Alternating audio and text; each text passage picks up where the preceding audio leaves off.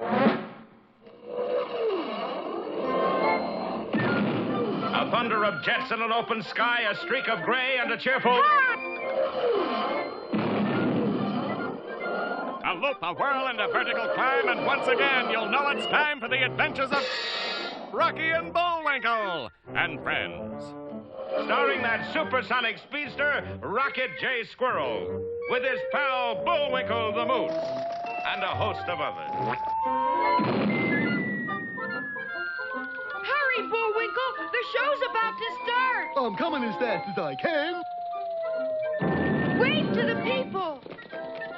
Yay! Now what are you doing? Signing autographs. Let's see.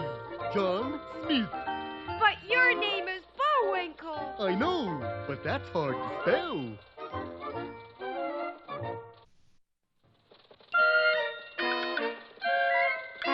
We're gonna have a lot of fun. Come on and join us. Sure, there's always room for one more.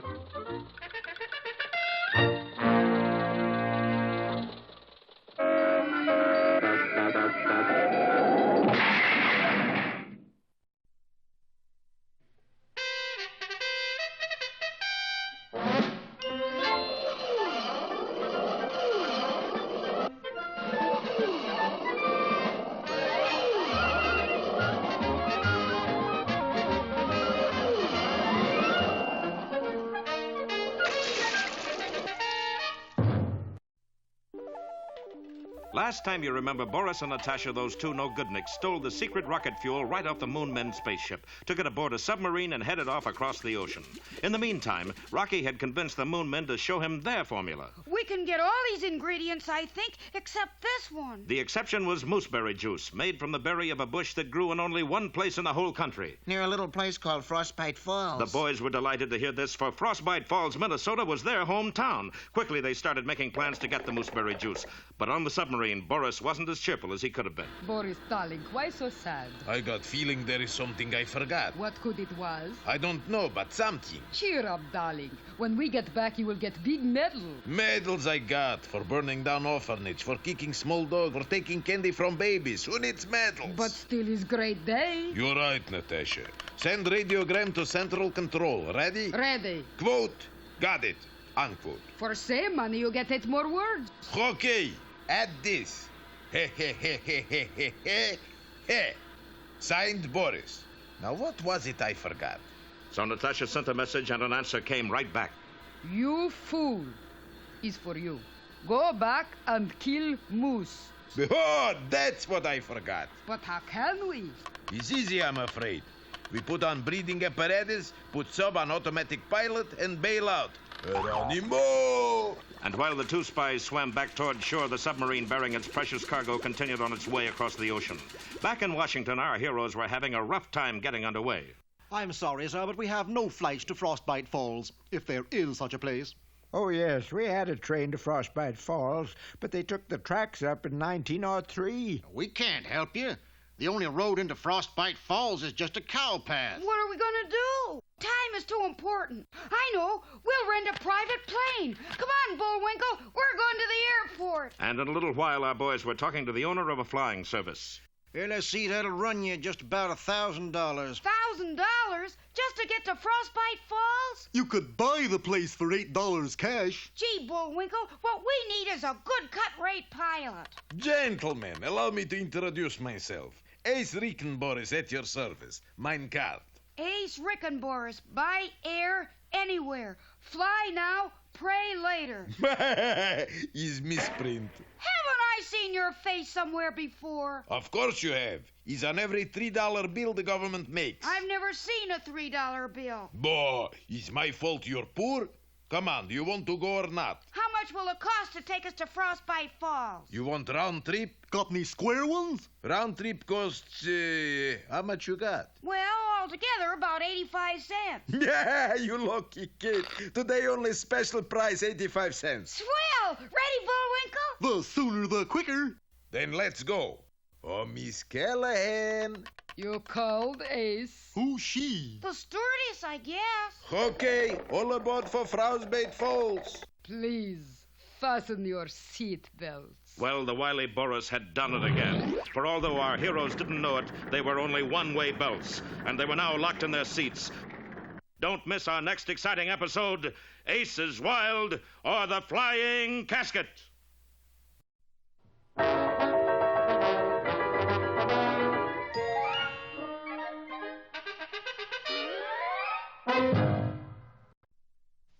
And now it's time for... Time for the dancing fool, Bullwinkle. Again? And now for one of our special fairy tales. Yeah.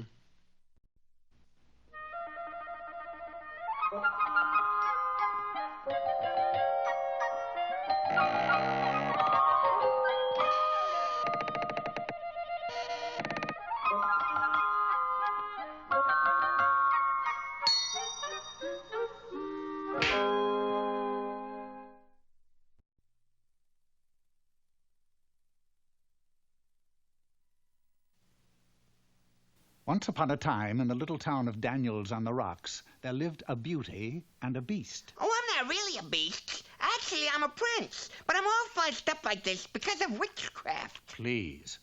But ugly as he was, he could once again become handsome just by being kissed by a beauty. Kissed? Oh, so that's the bit. Just get kissed by a... Man, it's not as easy as it sounds. That was probably the wrong girl anyway. And so the beast set out to find the beauty whose love would break his magic spell.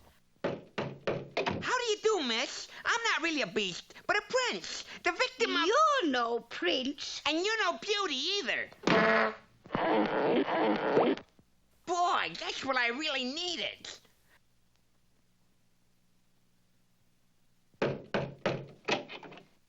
Hello, you gorgeous thing. I'm not really a beast, but a prince. The victim of... witchcraft. Listen to me. This is a true story. I'm a handsome prince. Well, an inventive beast knows when to change tactics, and this particular beast knew that it was the smart thing to present his case before presenting his face. Call me a beast, will you? Next, the beast posed as an old friend of the family. Ho, ho, ho, ho, ho, ho, ho. How about a big kiss for Santy? Well, obviously, it was time to look for another approach. A kissing booth at a fair, for instance. There, the beast would simply buy a kiss for himself, and it just might be the kiss. Then again, it might not. Maybe I should quit when I'm ahead, if you can call this being ahead. Well, if one can't even buy a kiss, one is forced into devious measures. Something subtle, sophisticated, something ingenious, yet inobvious.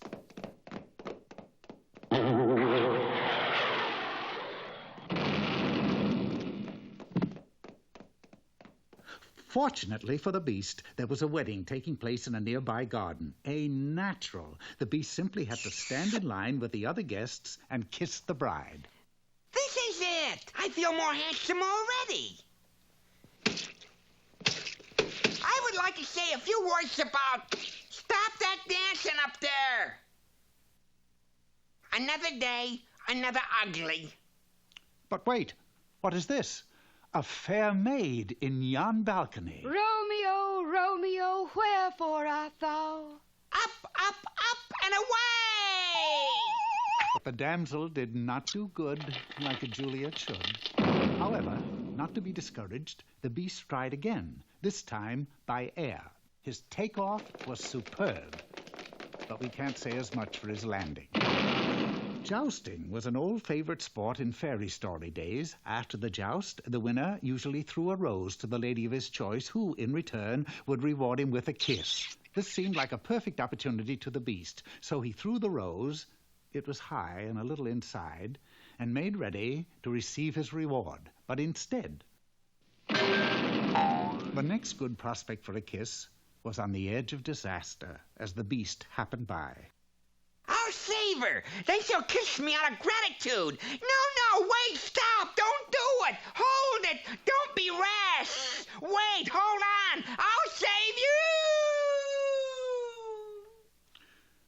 Well, eventually, even a beast gets discouraged. I'm just a no-good beastnik. So the next time he met a beauty... Hello. Hello? Here, hit me. Go ahead, sock me good. Say all do. But the beast can only become a prince again if a beauty kisses him. The real beauty. Black of hair. Black of hair. Red of lips. Red of lips. Fair of skin. Fair of... It's her. I mean, you or she. This is the one. Kiss me.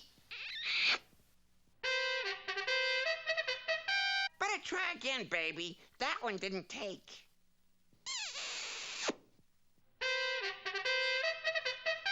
Well, the script says that you turn back into a prince. You really are a prince, aren't you? Listen, bud. You get kissed your way, I'll get kissed my way.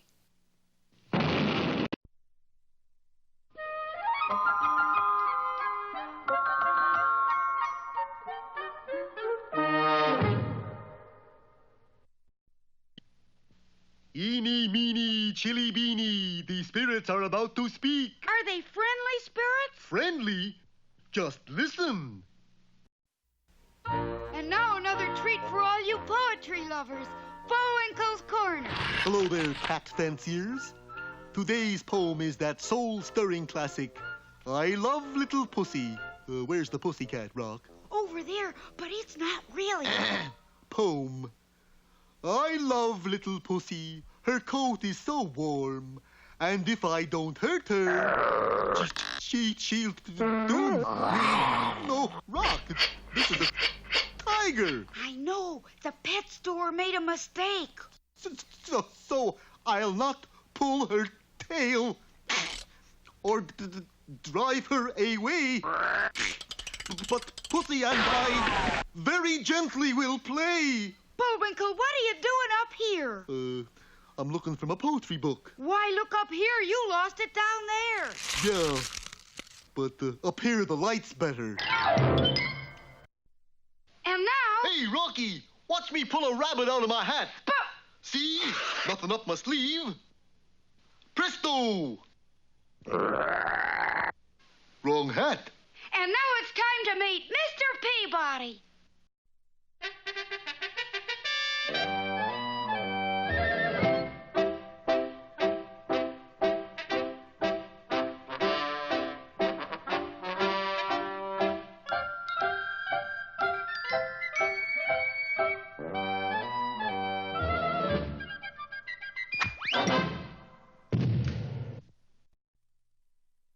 Hello.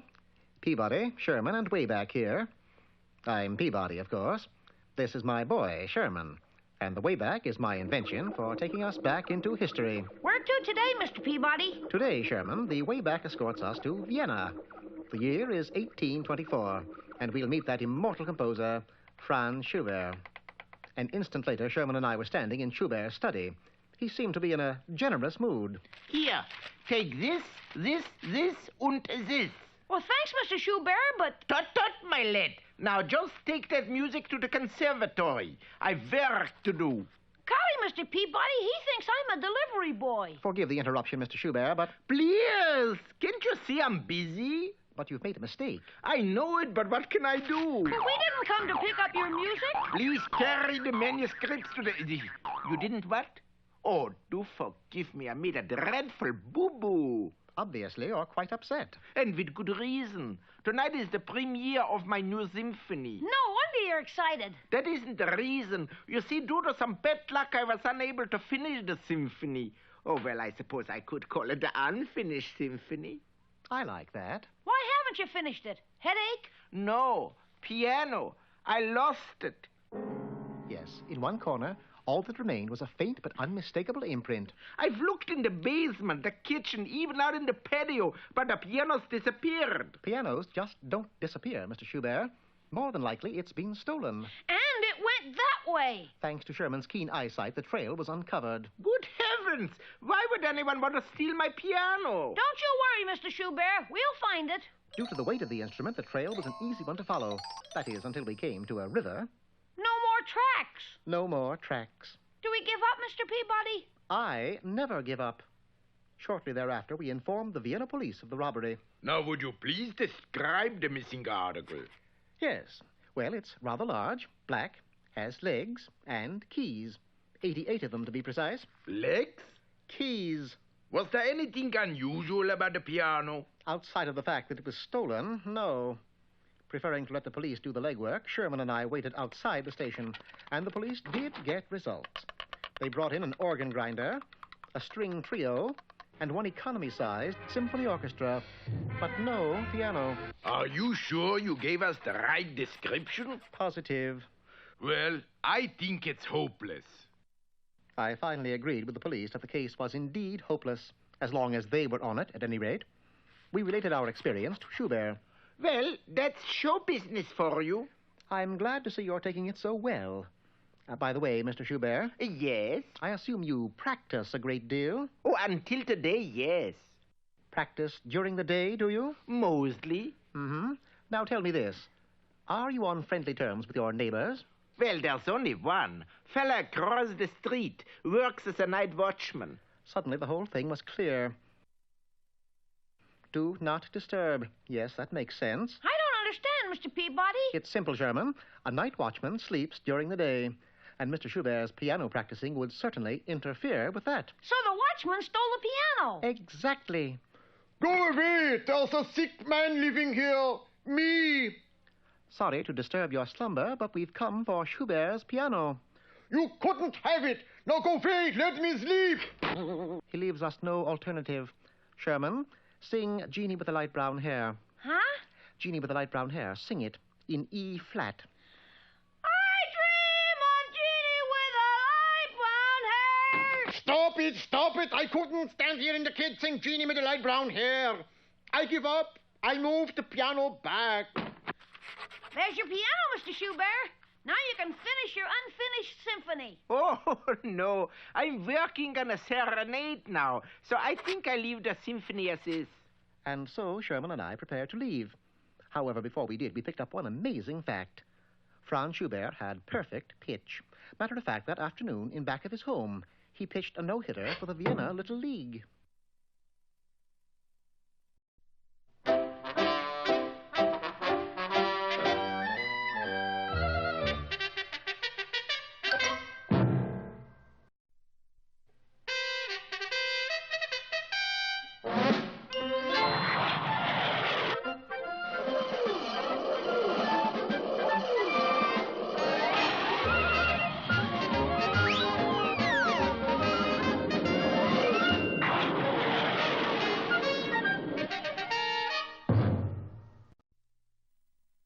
In their search for Minnesota mooseberries, a vital ingredient of their lost rocket fuel, our heroes left the moon men and headed back to Frostbite Falls. They decided to fly and hired a pilot named Ace Rickenboris, who bore a frightening resemblance to Boris Badenov, the notorious spy.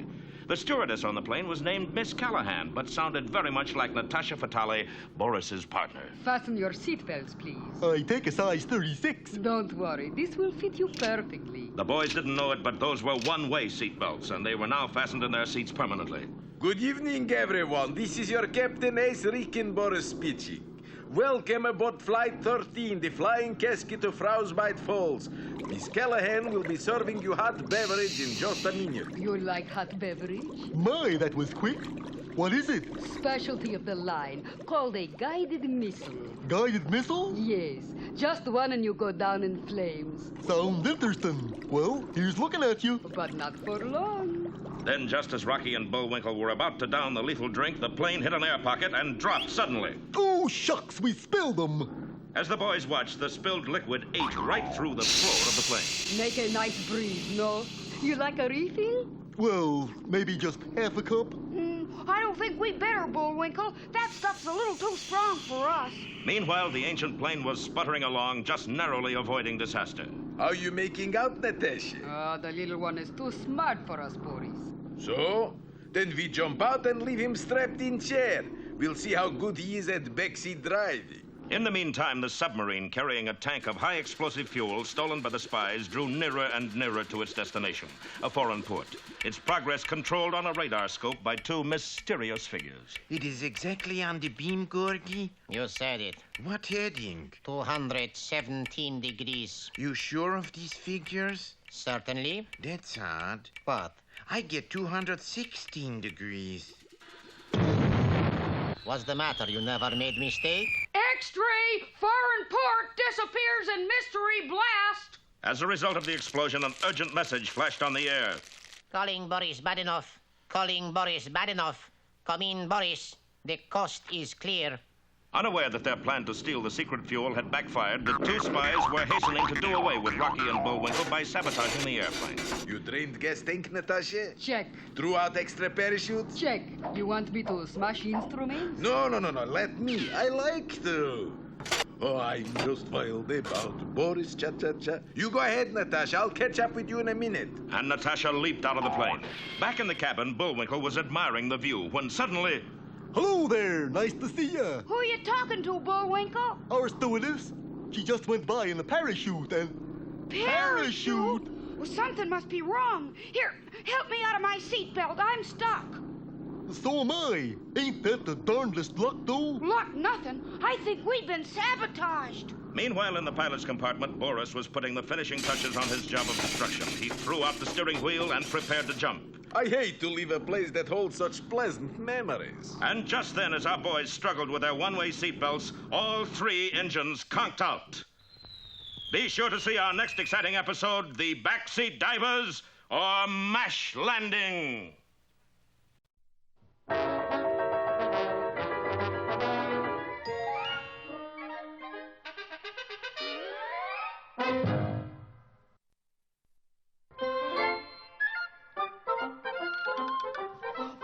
It looks as if our time is just about run out. Just enough left to tell him who the sponsor was.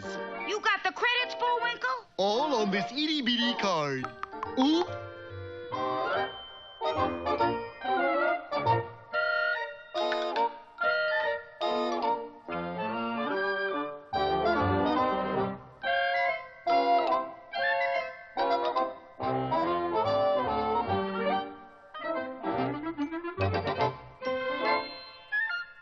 We're late again, Bullwinkle. Right. Bye now. See you next time.